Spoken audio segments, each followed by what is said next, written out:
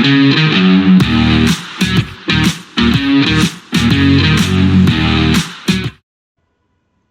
welcome back to the Supercoach NFL channel. In this video, we're going to look at quarterbacks for the 2025 NFL Supercoach season. And we're going to look at position by position using a bit of a tier list. So we'll start with the quarterbacks, probably the most expensive pieces in the game, but also the highest scoring. We probably want to look at trying to get two elite options in our start and our flex, and obviously having an extra one on the bench is a pretty handy luxury if we can generate enough cash through the season. So what we'll do is we'll go team by team because they've listed all of the QBs here by team. We'll probably just look at the starters. Any player that's the backup at this point is not worth considering, but definitely keep an eye out on some cheapies throughout the year to help us generate that cash. So apologies for the ads, I can't seem to get rid of them, but we will start with the Cardinals and Kyler Murray. So I've got Kyler Murray as a bit of a pod. He does have a bit of the rushing upside, which does make for a fantasy friendly pick. Pretty settled squad as well. I don't think they've made any massive moves in or out, to be fair.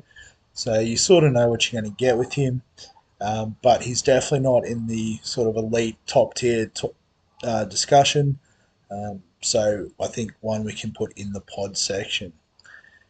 The second one is Michael Penix Jr. from the Atlanta Falcons. I'm going to put him in as a pod too, just because he only played a few games last year, so he is a bit cheaper, but is locked in now as the starter. He's got some pretty good weapons around him, like Bijan Robinson and Drake London. So I think there's definitely some value there. I just think there's more value in other picks. The next two I'll put together because they're just going up in the locks section. So Lamar Jackson, Josh Allen, probably the top two quarterbacks for fantasy purposes. They're very good at passing, but they can also run the ball. I'll probably just push Allen slightly above just because Jackson does compete for the rushing stuff with Derrick Henry, whereas Josh Allen is basically the man there at the Bills. So, those two will lock them away in the top tier, nice and safe. Obviously, very expensive, difficult to afford both at the start, but definitely two of the top targets for this season. The next one, Bryce Young from the Panthers.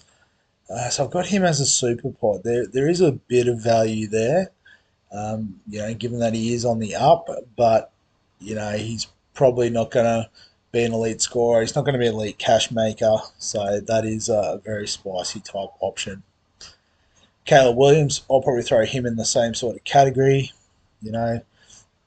Did most of his money making last year in his rookie season, so that's fine.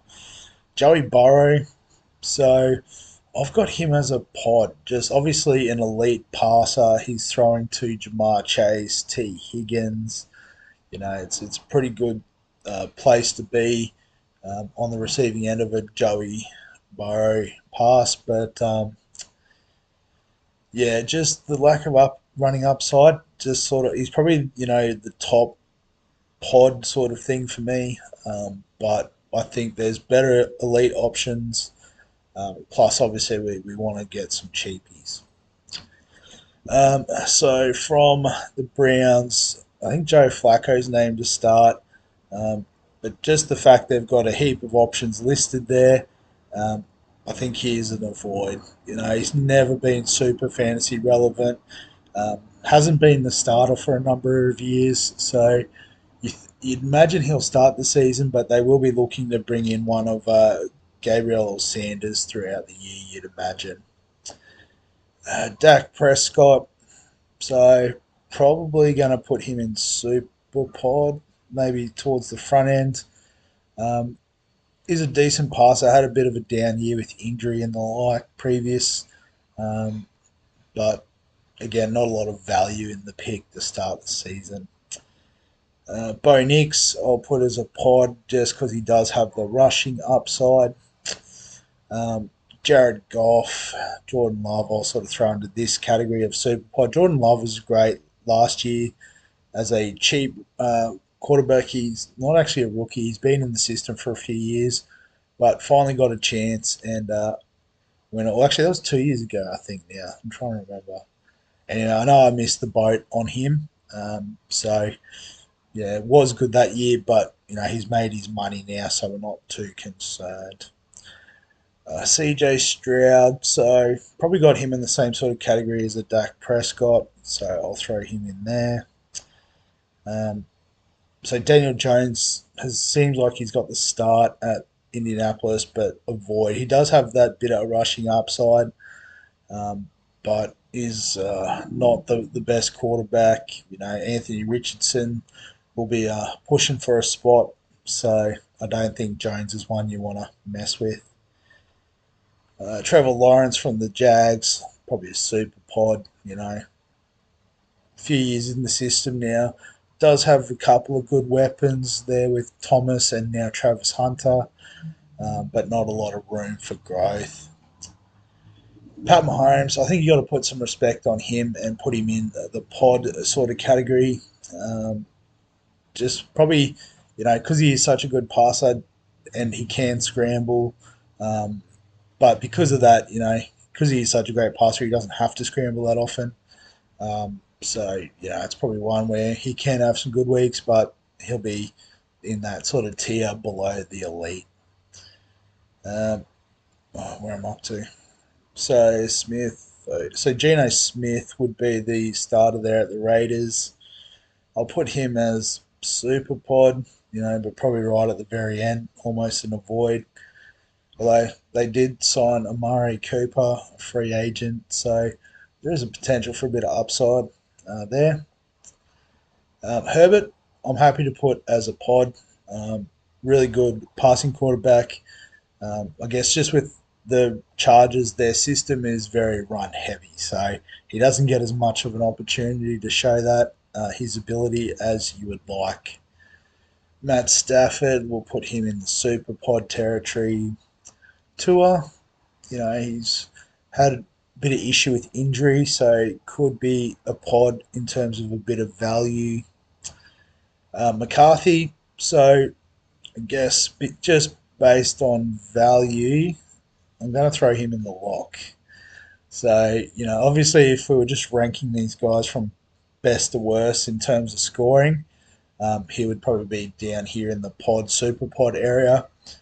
But, at his price, I think he's the best cheapie going around. So he should be in pretty much everyone's starting teams for this season. Drake May, probably super pod. I'm running out of room here. Too many options. I think Rattler's the starting option at New Orleans, but I would avoid whoever is there. They're just not that good. Russell Wilson, probably super pod, probably in the Joe Flacco sort of category. So let's go avoid. Justin Fields is probably the dictionary definition of a pod. Mid-priced, has the rushing upside. I have toyed with him being in my team, but currently, going for more of a guns and rookies type approach. Um, so yeah, he's definitely intriguing, and if his break even looks the goods after a couple of weeks, I might be convinced to jump ship. Um, so Jalen Hurts. So he is my guy, but I'm going to put him as a great pick. Um, he's not for everyone, and Saquon Barkley does take some of the upside from the rushing touchdowns away from him. But yeah, he's been my guy in fantasy for a number of seasons. He will be in my team to start the year. Um, Given that I got Jackson in my redraft league, it might be Allen and Hurts at the end of the season in this league, just trying to spread the wealth. But yeah, big fan of Jalen Hurts. Aaron Rodgers, probably an avoid. Sort of obviously a good passer, but Pittsburgh's another team that does prefer to rush. They did get DK Metcalf across as a target, but yeah, I don't think Rodgers is going to score too highly. Brock Purdy, so I'm actually going to put him up as a pick. So probably one that most people aren't looking at, but there's been some stats going around when you look at his scoring averages when you take out things like wet games and those sorts of things, and he is on the same sort of level as a Hertz, Jackson, Allen type pick. So I think if you're looking for something that's a bit spicy, but you can still feel comfortable with, I think Purdy is a great option there. Sam Darnold had a good season last year, but probably an avoid. Baker Mayfield is one I would probably put as maybe controversially a super pod, just given did score really well last year, but Godwin's going to miss time. I think Jalen McMillan's going to miss time, so his targets may be a bit more covered, that being Mike Evans and Abuka. Um, so I think he is one that will definitely regress. So I'll put him as a super pod, a bit controversial perhaps. Cam Ward, so I'm going to put him as a great pick.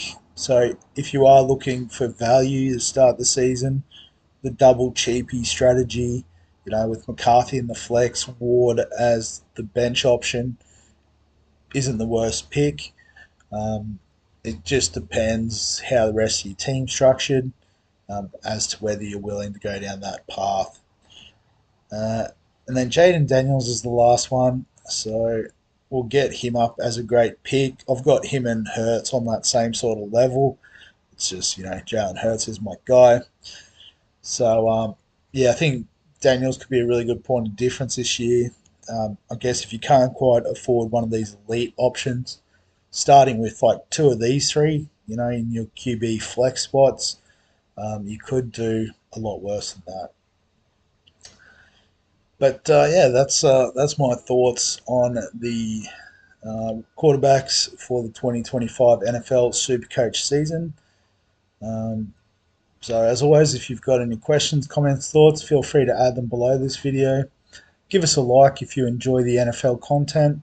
Subscribe for all the fantasy sports content on the channel. And other than that, we'll catch you in the next one.